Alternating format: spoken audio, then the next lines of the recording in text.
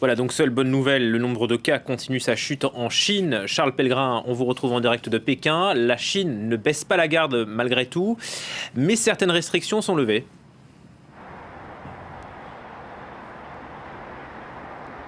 Alors oui, absolument, mais en ce moment, c'est le point que les autorités chinoises ne cessent de répéter. Il reste un risque majeur pour la Chine, c'est celui des cas importés.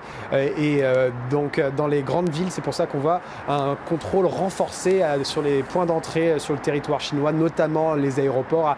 Ici à Pékin, les autorités ont annoncé une quarantaine obligatoire pour toute personne arrivant de l'étranger dans la capitale. Une quarantaine qui aura lieu non pas à domicile ou dans un hôtel du choix du passager, mais dans des centres dédiés, spécialisés dans la quarantaine et à leurs propres frais.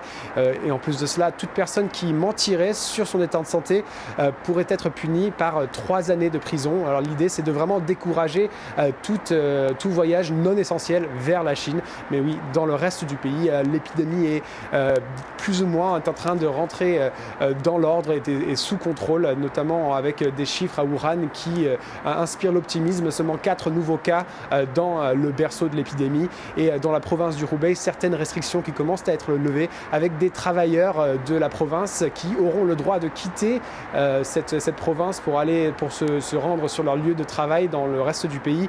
Cela en fonction de leur état de santé et en fonction de la région, de la zone dans laquelle ils résident. En plus de cela, oui, d'autres restrictions qui commencent à être levées, avec les écoles qui rouvrent dans les provinces du Guizhou et du Xinjiang aussi.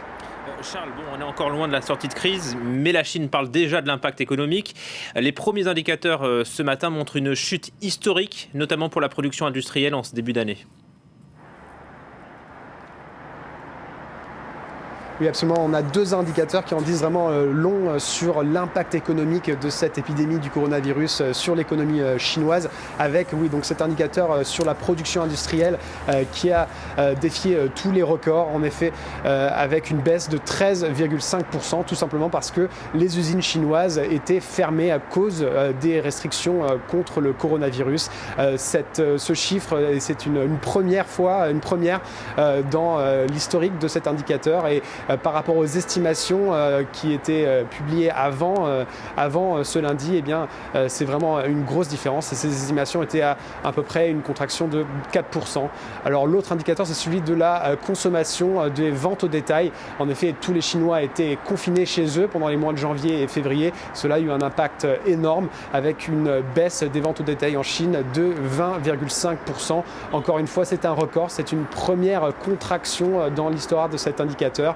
Et par rapport aux estimations, c'est aussi une énorme différence. Ces estimations étaient environ en baisse de 4%. Alors voilà, désormais la Chine commence à reprendre vie, l'économie commence à se remettre en marche. Par contre, elle devra faire face à un nouveau risque, celui de voir des mesures de confinement, comme on a pu les voir en Chine, dans d'autres pays, aux États-Unis, en Europe. Et cela voudrait dire donc qu'il y aura une baisse de la demande pour les biens et les services chinois.